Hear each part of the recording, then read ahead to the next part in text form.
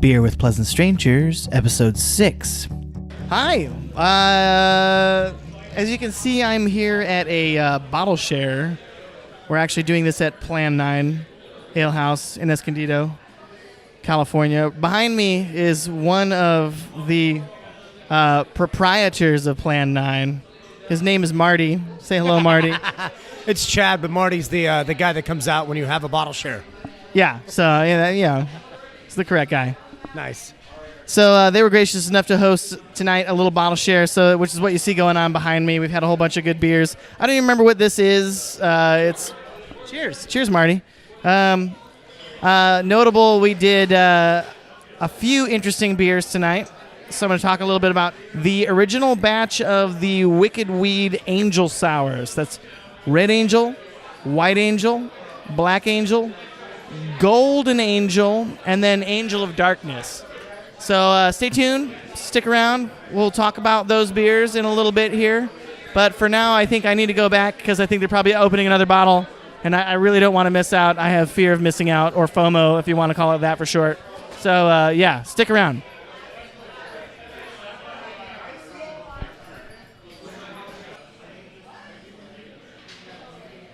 All right, welcome back to another episode of Beer with Pleasant Strangers podcast. I'm joined again by my good friend Curtis Felstad. Yeah, boy. How you doing? Good. Curtis, where are we? We are actually up in Torrance right now at Smog City Brewing.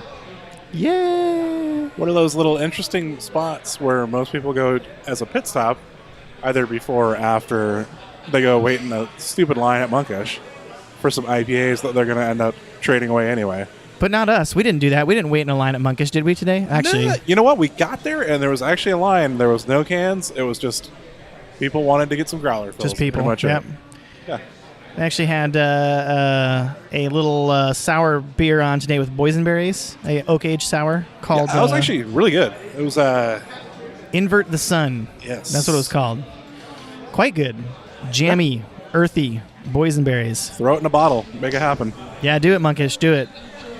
At this point, I mean, with Monkish's kind of like quote-unquote sours program, although I think their base must be just like a tart saison. That's what I feel like. Yeah, I mean, you can definitely tell with most of theirs that the base is probably going to be the same across the board, but it works. But I love it. I love it so much.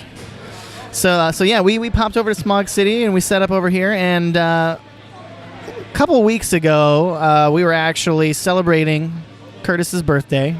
Yeah. He's older than he's ever been, and actually now he's even older than that. This is very true. And now he's even older than that, too. So just time keeps marching on. The trips around the sun definitely suck some serious ass, but... But for your birthday, Curtis, you had the great idea of let's open some of the OG releases son of a bitch. Of the Wicked Weed Angels series. So you got a horizontal of the Angels. Yeah, the batch ones from when they started doing Red Angel, then they moved on to Golden Angel. I believe the next one in the batch was White Angel. And they've had Black Angel before, but they redid the whole thing. And then they finished out the year with Angel of Darkness, which was a very, very big version with 3 different fruits. Very big. How strong was that one? It was double digits. I want to say it was close to like 10 or 11 off the top of my head. It was double digits for sure. Yeah. And then, so we had a great time, a great share. Woke up the next morning to the news that, in so many words, Wicked Weed had, quote, sold out, unquote, it's true. To AB InBev. Although they put it in terms of they took a stake, or they took an investment from the high-end brand division of Anheuser-Busch InBev. Yeah. AKA, you guys sold out. Sorry, Wicked Weed. We love you, but don't sugarcoat it with your corporate. I still have a bunch of your beer, and I'm not going to lie. It's going to be very, very hard for me to open said beer and not get looks of judgment passed my way. So it was an incredible night, but kind of a rough morning. And it was weird. Yeah. It was very coincidental. That. I remember waking up a little later than I normally do, and saw a few friends that text me about it, and pretty much any Facebook forum when it comes to craft beer, just screaming from atop the soapbox, if you will. It was a very hard pill to swallow, to say the least. Although you think about it, I feel very grateful. We had a night of. There was a certain purity to our enjoyment of those angels that you brought. It was good. I mean, don't get me wrong; they were really great. I will say they were done well before the whole buyout. Absolutely. I saved them specifically to do all of them in a row. It just was very bittersweet irony, to say the least, that we went through the whole lineup and. Less than about 12 hours later, the news came out that they had sold to AB InBev. Nuts. Yeah. So to recap, the Angels though, I mean you've had all of them before that night. I've had all of them before. I did make it a point to try to get at least one or two in random trades and whatnot of everything we had. Just being, I wanted to try them and then set aside one bottle of each to just run the gauntlet on the whole deal. Yeah.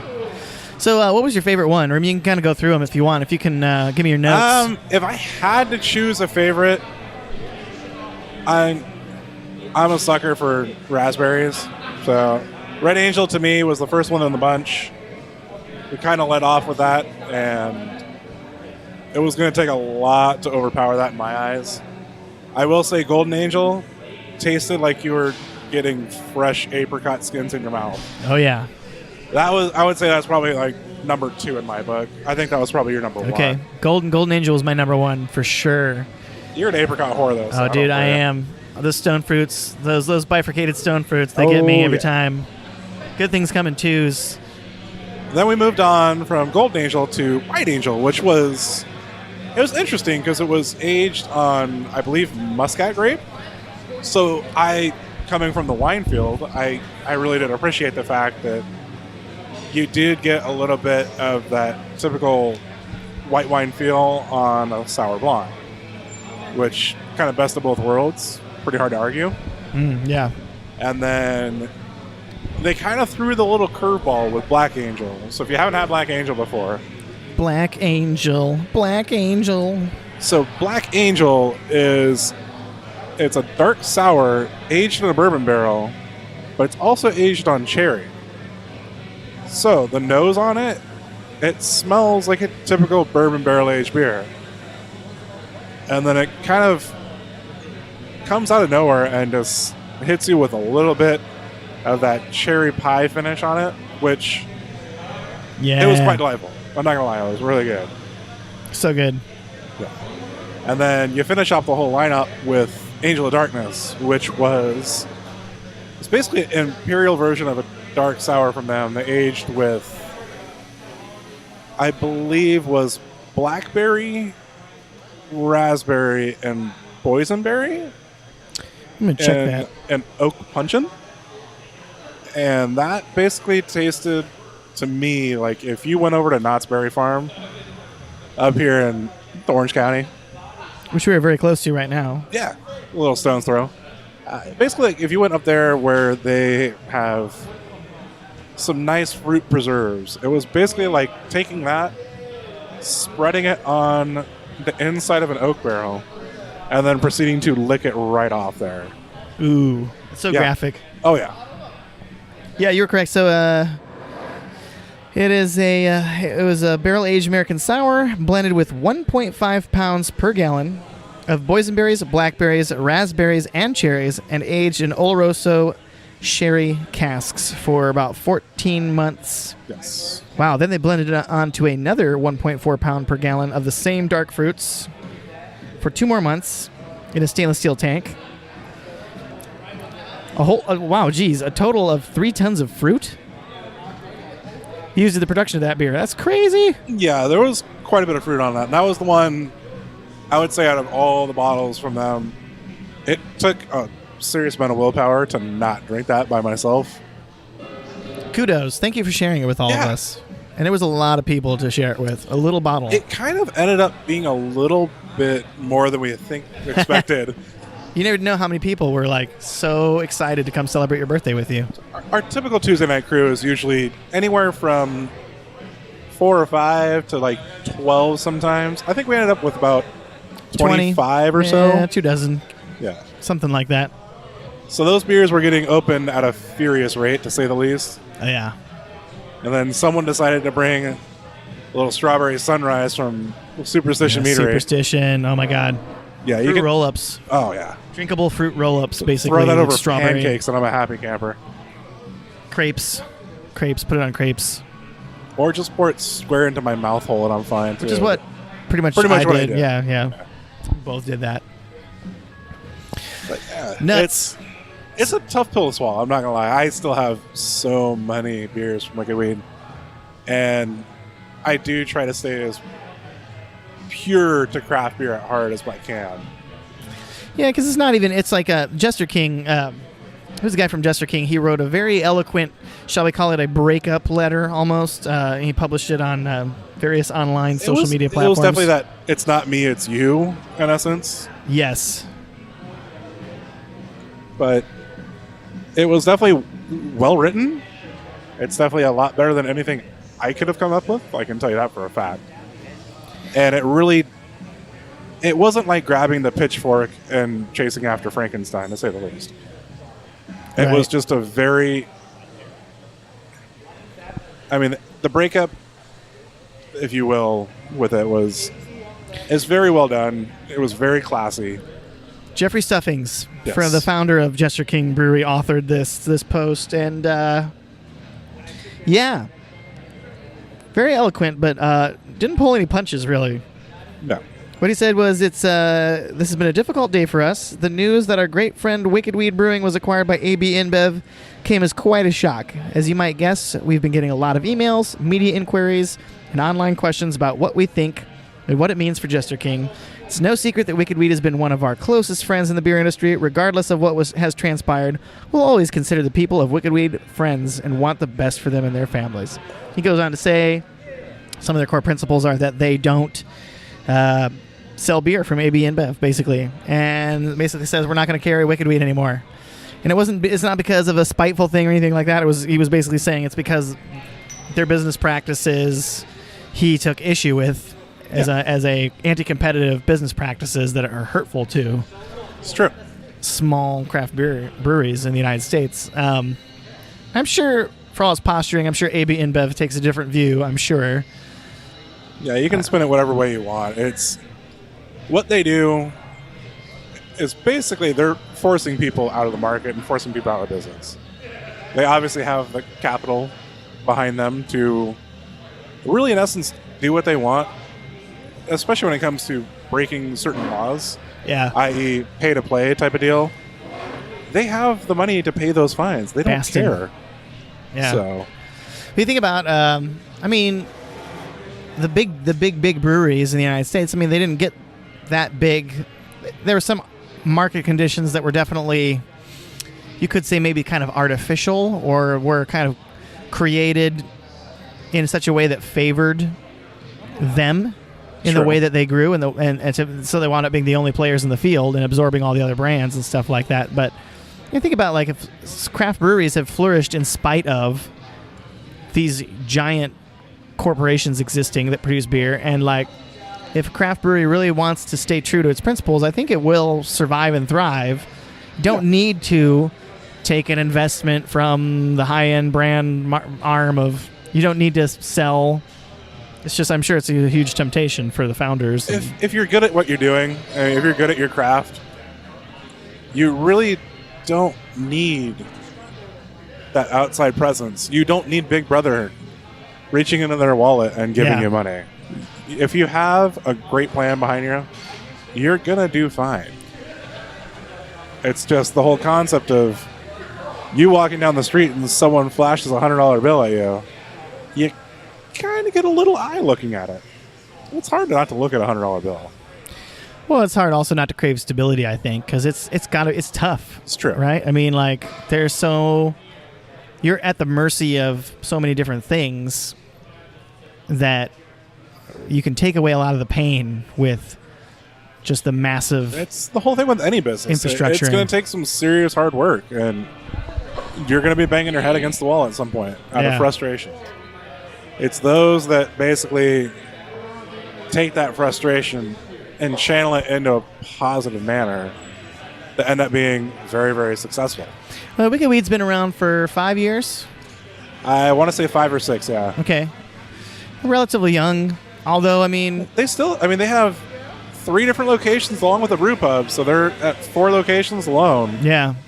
I mean, anyone over in basically North or South Carolina, you mentioned the name Wicked Weed, they know who you're talking about. So. I love it because right now there's obviously beer being brewed here at Smog City as we're chilling in their tasting room, which is also their brewery, which is also their barrel house, which is also their kegging facility and bottling line and all that. So it's Smog City beer inception right now. So let's switch gears since we are at Smog City. You procured 2 different Smog City beers for us to taste here. It's true. Basically, these are annual releases. So one of their beers they do, which I fell in love with a very, very long time ago, is Infinite Wishes. Oh. Now, Infinite Wishes is a bourbon barrel aged imperial stout. So good.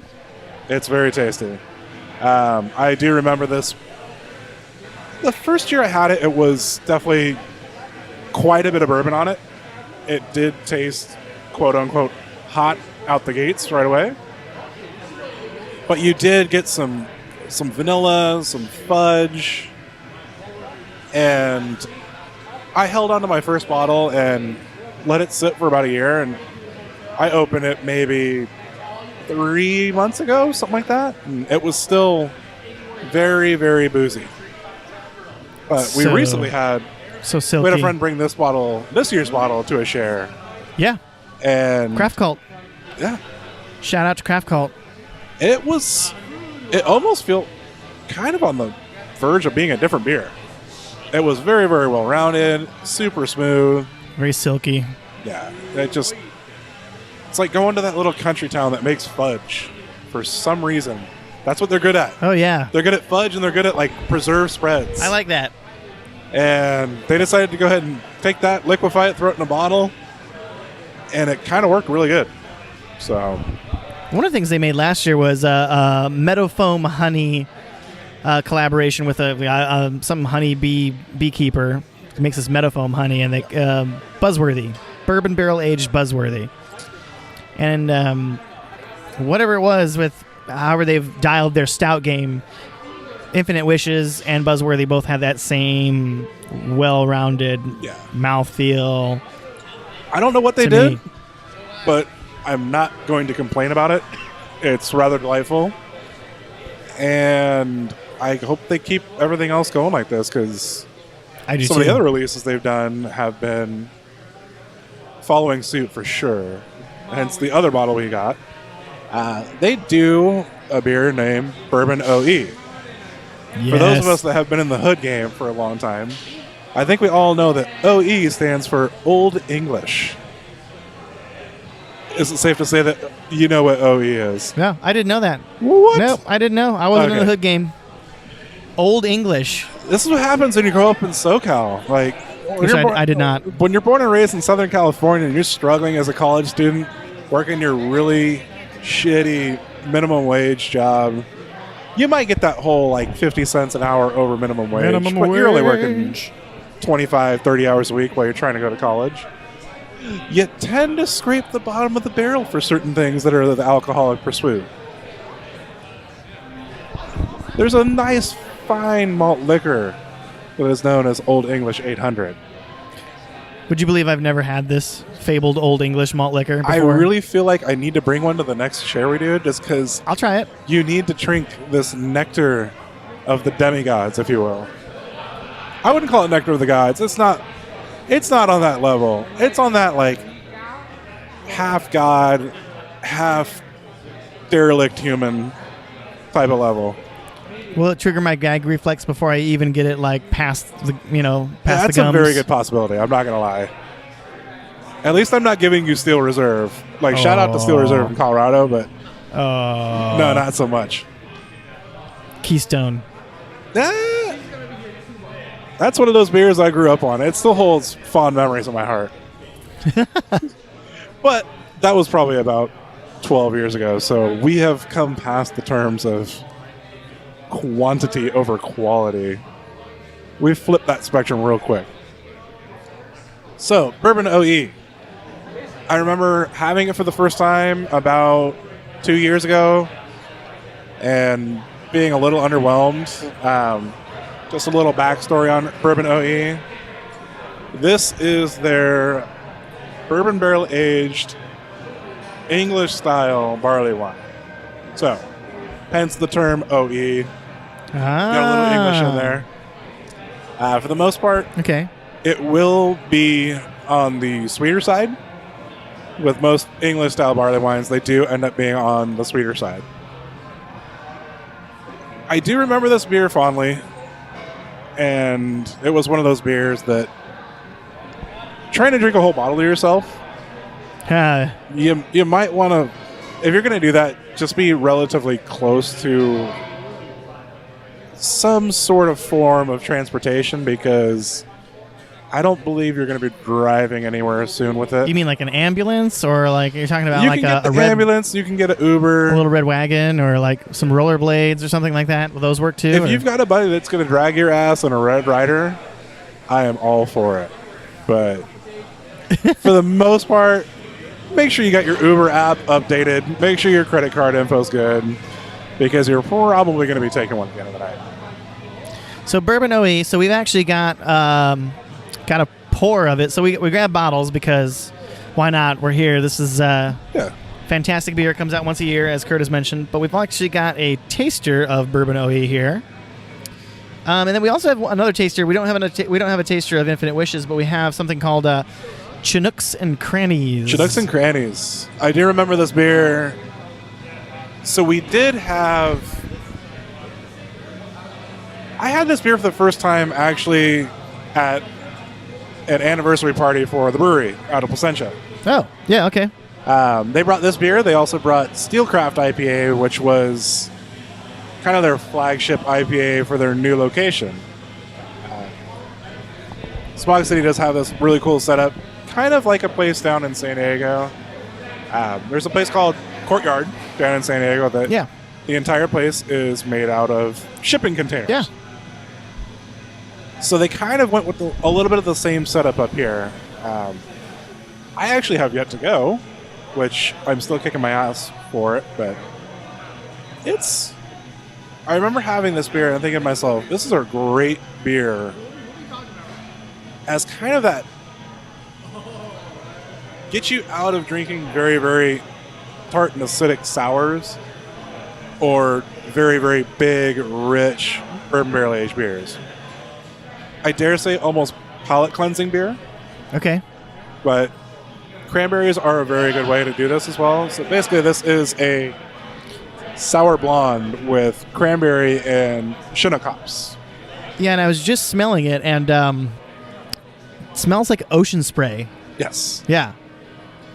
It's like very, the very brand. palatable.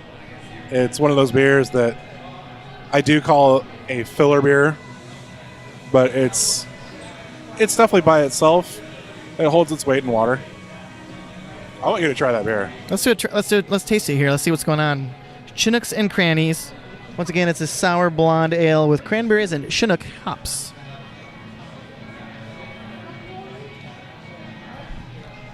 As I said, it smells like ocean spray. Like going into the supermarket, grab ocean spray. It's cranberries with something, right? But it tastes like... It tastes extremely... I can taste the hops. The hops are super, there's a wall of hops in front of an aquarium filled with floating berries or something, and it's actually very vinous. It's not a wine barrel aged thing, though, is it? To me, I get like a white wine kind of crisp little bite. I don't know, but there's no grapes in it. There's no white wine. There's something about the cranberries that, I mean, the whole natural diuretic for it could play something with the hops. It's very interesting. It kind of surprised the hell out of me when we had it, but I get the cranberries on the back end a lot. Yeah. Like up front, though, the hops are extremely prevalent. I can agree with that. Very cleansing, though, too. Yeah. that was the reason why, especially with that beer, I did find it to be one of those beers where it's a great beer in between doing a bunch of really big beers. I mean, it does kind of strip the palate of anything really big. Oh, yeah, definitely. So. It's great, though. I mean, it's like super smooth and super like it doesn't punch you with the acidity or anything like that. It's not tart either. Not in my mind when I think of tart. It is savory. I think of savory and a little tiny bit sweet, and then herbal, hoppy, and just very, very, very, very clean. And not barrel aged. Not barrel aged. No, just so it's kind of odd. It's a kettle sour then, yeah. It is a kettle sour. Ah. And I will be the first one to say I am not a huge kettle sour person. Me neither. Most kettle sours to me leave a real interesting chalky film on your mouth. Like you basically just took a bunch of Flintstones vitamins, crushed them up, and laced the inside of your glass with it. And that's kind of the reason why I usually steer clear of them. But hey, another kettle sour though that I do like is Modern Times Symmetric Orchestra. That was a kettle sour. Actually, I like that one quite a bit. I think they've only done it once, as far as I know. I feel like they redid it because maybe they did. Yeah, it's been a while. I know that we actually just got bottles of it at my fine establishment known as Plan 9 Ale House. We do sell them, so... Oh, yeah. Shameless self-plug, I don't care. Nice. So we did just recently get that, so I do believe this might be like batch 2 of it.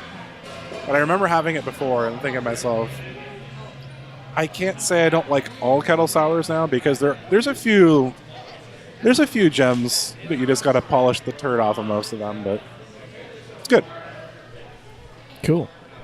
All right, so then our other beer, the aforementioned legendary barley wine, yes. Bourbon OE. OE. OE. Oh my gosh.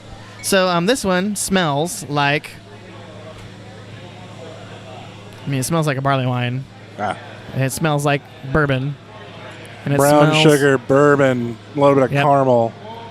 Pretty much, it smells exactly like that brown sugar, like frosting that you can get, Oh, yeah. It's actually gotten a lot better now that we let it warm up, too. Yeah, all that time we were talking, these beers have been just chilling, sitting in front of us here. Or I say not chilling, they've been warming. Because when they came off the tap, they were extremely cold.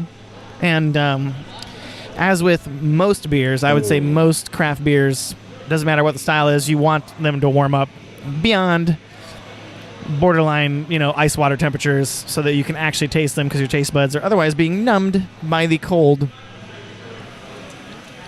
Same principle applies to coffee. If you're drinking coffee at, blazingly, hot, scaldingly hot temperatures, your taste buds cannot perceive flavor. Let alone you'll just burn your mouth. You're just being burnt off, yeah. You've done it. We've all done it. We've all burnt our tongues before, and then everything afterwards, you can't taste it right? Because your taste buds are burnt. I don't know if you can... I guess you could probably do this. You could freeze your tongue. The old licking a flagpole thing, You can, yeah. It happens. But that triple dog dare kicks you right in the ass when you put your tongue on that pole, though. So all that to say that these beers are now at a great temperature, a terrific temperature, drinking temperature. And, oh, God, Bourbon OE, it's terrible. You agree? I mean, I don't think you want the rest of it. I'll just take it if you want. If you don't want it, I'll just you try taking the rest of that. Scoot it all towards myself here on the table. It may decrease the amount of digits you have on your hand. So, no, it's amazing. Very good. It's like German chocolate cake, but without really the chocolate part. It's just that richness, that really, really, like, dark sugar, not burnt, but kind of like the caramelization flavors that you get. Vanilla. Yeah, I do get a little bit of that. Best way I can describe it on the back end to me, I do get your flavor. If you're that prick that gets creme brulee and you're the one that eats the whole crunchy top. Yeah. That's what I get on the back end. Yeah, dude. I get that too. Yeah, that's a good descriptor. Yeah, it's just that real nice, completely caramelized sugar, but you're still getting your vanilla on the back. which I think is the biggest reason why I like this beer, because it really does give you kind of an aspect of almost dessert in a glass, but this dessert in a glass will probably kick your ass eventually. This is really fantastic. We actually have a plan currently that's we're trying to get in motion. It might be complete and utter folly. It may be Liver several destruction. It may be our undoing. It may cause irreparable brain damage to some people. But we're going to do a blind barley wine tasting. I'll be there. I'll bring the recording equipment. We'll turn it into an episode. Oh yeah. And this one should come along. But oh my gosh, like it's so good. You know it holds its weight. It doesn't taste. So I mean, this is a beer. Here's a beer that was bottled a week ago, 2 weeks ago, maybe. Yeah, I believe it was like 2 weeks ago. That's when they put it on for sale. I don't know when they actually bottled it. It's a good question, but it doesn't. It tastes like it's just been patiently being aged in someone's cellar for years. It tastes like 3 or 4 years old or something to me. It's just so smooth, so silky. Like I think that Smog City, whatever they're doing with their barrel program, they've hit upon that kind of a sweet spot for producing the mouthfeel and the carbonation levels of something that has been gently aging for a while. Yeah, it's almost like they've found the fast forward button on all their stuff without having to hit it. Everything's tasting great, like it should taste for a typical place in about 6 months after bottling. Or maybe they're just really patient. Maybe they actually wait Nobody's to release patient stuff anymore. until it's done. It could be. You never know. Well, this is delicious. This has been great. Thanks for joining me. Do you have anything else you want to add before we sign off? It's one of those. I always say, man, be an ambassador of the craft. Try to share as much beer as you can with anybody. It's good karma. Good karma comes back around. Oh yeah, just absolutely. Be a good person. That's all it is. Like, if I see you and you see me, say what's up. I'm pretty sure I'm probably gonna buy you a beer at some point. And yeah, just don't be a douchebag. All right. Thanks for joining me today, Curtis. Once again, if you guys want, you can find Curtis in the show notes on our website, beerwithpleasantstrangers.com. You can follow Beer with Pleasant Strangers on Instagram, or Kurt is Big Kurt 19x8 on Instagram. He also has a blog, Between Beers and Other Bullshit. Links to that will also be in the show notes. Check him out on there and read some of his ruminations on craft beer, the industry, service industry, some of his deep thoughts from many years working in the biz. Thanks for joining, and in the meantime, don't be a stranger. That was a great little glass clink sound.